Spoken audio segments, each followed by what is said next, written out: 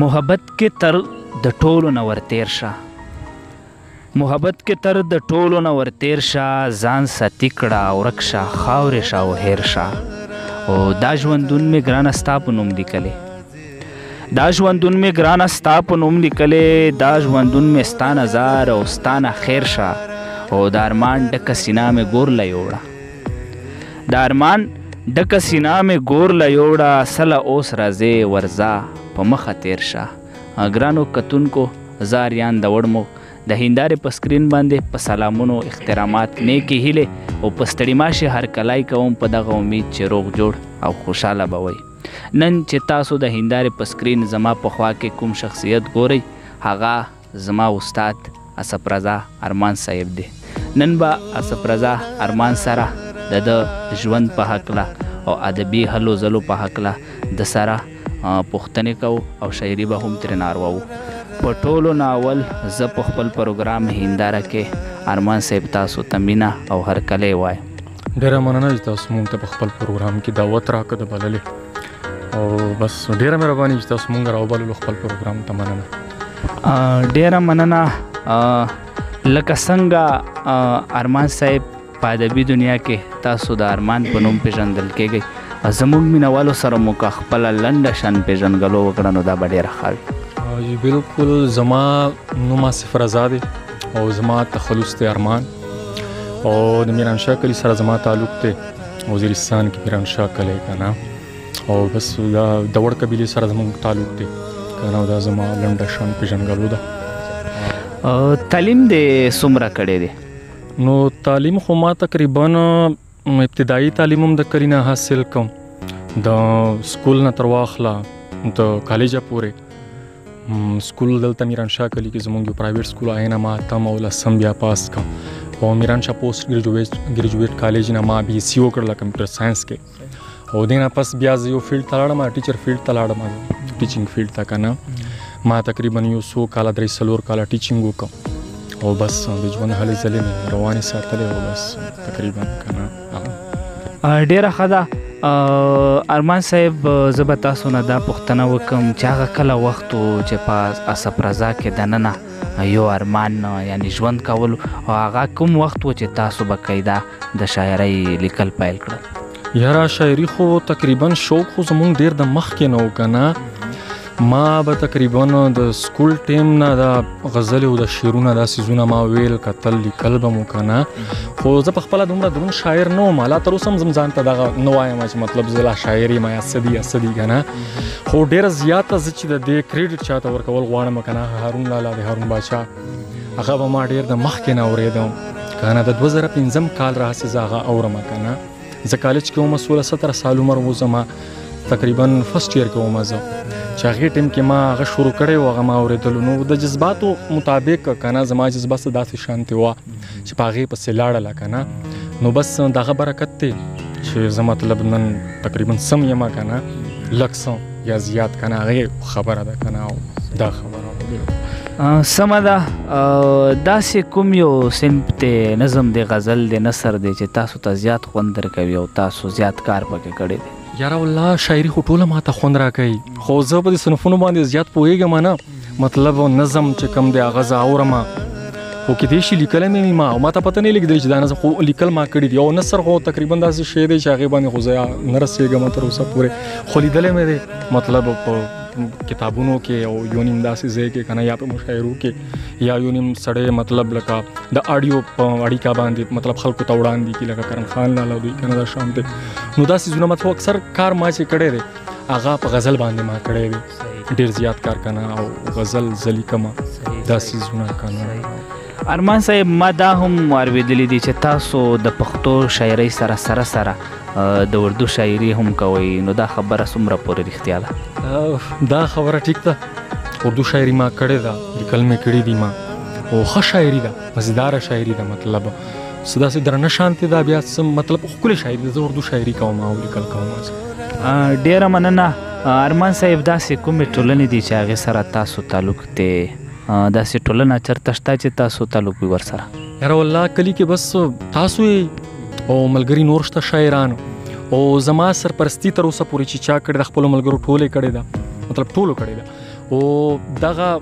پګړۍ یا دستار به زه چې ورکول غواړم دلګیر د ور صاحب ته ورکول غواړم ځکه چې هغه زما ترم کېږي او تقریبا هغه زما مشر استادم بللی کېږي که نه ځکه چې ما چې شعر لیکلی و نو ما به هغې ته وړاندې کوو چې دا څه دي مطلب ما څه لیکلي نو که هغه به ډېر غلط و خو هغې به تنقید نه پې کولو خو چې کله زه رستو داسې رستو ورو ورو مطلب لږه سینیر کېدم نو هغې به بیا ما تنقید هغې ما باندې شروع کړو چې مطلب دا داسې کېږي او دا تنقید به را اصلاح که نه او دا داسې کېږي دا داسې نو مطلب کلي کې زمونږ دوستان شاعران مطلب تاسو نور ملګري داسې د دې غونډو مطلب له برکته مطلب مونږ کار کوو. ډیره مننه ارمان صاحب تاسو د استاد خبره خو وکړه خو زه به دا تاسو نه تپوس وکړم چې داسې کوم یو شاعر دی چې هغې نه تاسو متاثره وئ یا خوند درکوي داسې څوک شته؟ یاره شاعران خو ټول خوند کوي غوڼ خوند کوي که نه خو لکه والله ډېر خوند کوي زه به په چا باندې اسم درتږدمه که نه خو یو ټایم کې یو داسې ټایم و چې مونږ به د لیونیانو پېښې کولې او مونږ داسې غني خان دی او فلانی دی او حمزه مطلب دا هغه وه چې خلک وایي چې یاره دا څومره غټ شاعر خوند ورکوي که نه او صاحب شاه صابر خوند کوي سایل صاحب خوند کوي نن سبا ورځو کې منیر بنیری صاحب خوند کوي مطلب نوي شاعران چې څومره هم دي که نه ټول د احساساتو سره راځي میدان ته چې راځي نو موږ د ټولو د احساساتو قدر کوو ټول خوند کوي مطلب ټول شاعران خوند مزدار شاعران دي که نه. ډیره مننه ارمان صاحب خبرې ډیرې وشولې اوس په داسې وکړو چې غزل طرف ته راشو یو دوه غزل مو که موږ سره شریک کړل نو دا به ډیره ښه وي. صحیح ده غزل به راواخلو زما وړومبنی غزل چې کوم ما 2009 کال کې لیکلی و غزل ته تقریبا ما یو عنوان ورکړی دی وسوسه نومې دی که نه نو غزل څه دا شانته وایي چې ومنم که نه منم ومنم که نه منم څه ګټ په وسوسه شومه او ویلو او د نه ویلو عجبه ترانه شومه ومنم که نه منم څه ګټ په وسوسه شومه او ویلو او د نه ویلو عجبه ترانه شومه او ما وی چې که سترګې مې پناه له نورو سترګو دي ما وی چې که سترګې مې پناه له نورو سترګو دي او سترګو مې د سترګو تماشه کړه تماشه شومه ما وی چې که سترګې مې پناه له نورو سترګو دي او سترګو مې د سترګو تماشه کړه تماشه شومه او شکر د ګوګل کې چې مې څه دي خود رضا لري شکر د ګوګل کې چې مې څه دي خود رضا لري او دای چې له زوره زه بې وخته په سجده شومه او وخته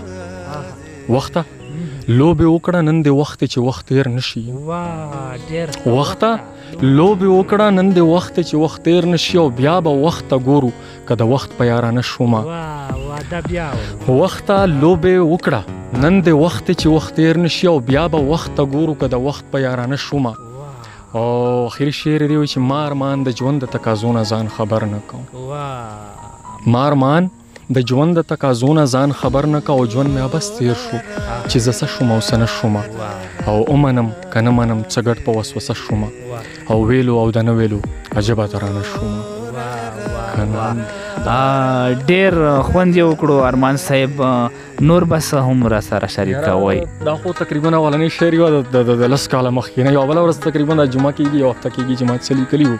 دا بل خو راته یاد خو هغه موبایل کې زما سره دی وایي چې ستا له زورورې جفا دا قتل پتا کېږي ستا له زورورې جفا دا قتل پتا کېږي او زه به نوره څه وکړم نوره څه وفا کېږي ستا له زورورې جفا دا قتل پتا کېږي او زه به نوره څه وکړم نوره څه وفا کېږي او زه لا ستا د مینې لایق نه یم لایق به شم زه لا ستا د مینې لایق نه یم لایق به شم خو واوره له ځوانۍ به دې د هرې خوا نه غلا کېږي او ستا د شونډو جام ته رسېدل به څه بیا داسې شي ستا د شونډو جام ته رسېدل به څه بیا داسې شي او خدای کړی ده بیا به د ګریوان سره سلا کېږي او بیا نوي پیغور ته ملا تړل او سر په لاس کې وړل بیا نوي پیغور ته ملا تړل او سر په لاس کې وړل بیا به نوي دور سره جوړ خی تکړه کېږي او مارمان به څو پورې د هجر په خنجر وهي مارمان به څو پورې د هجر په خنجر وهي او مانه چې تر څو پورې د مینې دا خطا کېږي او ستا له زورورې جفا دا قتل پتا کېږي او زه به نوره څه وکړم نوره څه وفا کېږي او بل دغه تقریبا شاعري وه او نصیب ماته ټوټکې راغلم پکې مننه ډېره مننه ارمان صاحب د پروګرام په دې اخیری شبو کې به زمونږ د مینوالو ته او د ځوان کول ته تاسو څه پیغام ورکول غواړئ؟ بس پیغام څه ورکول دی، خو پیغام خدا دی چې مینې له دوام ورکول دی، او مینې له دوام ورکول ژوند له دوام ورکول دی. انسان چې ژوندی دی نو په ژوند باندې ژوندی دی، او ژوند چې ژوندی دی هغه په مینه باندې ژوندی دی. د یو بل سره مینه کول او اتحاد او اتفاق، بس یو دغه پیغام دی. د خپلو پردو ټولو خیال ساتل، کنه بس نور به سره څه ووایي. ډیره مننه ګرانو مینوالو، دا و اسف رضا ارمان صاحب چې د سره مو د ادب په هکله هم خبرې وکړلې او شاعري مې هم ترېنه واروله او تاسو ته یو ښایسته غوندې پیغام هم در کړو. اوس د پروګرام په دې اخري شبو کې ما اریان دور ته او زما استاد، چونکې زما د سکول استاد هم دی او د سکول د وختونو استاد مې تیر شوی دی او د شاعرۍ استاد یې زه هم ګڼم اسف رضا ارمان ته او زما کیمرامین سید انور عامر ته راکړه اجازت. تر بلې مرکې پورې مې په خدای سپارم. د خدای په امان.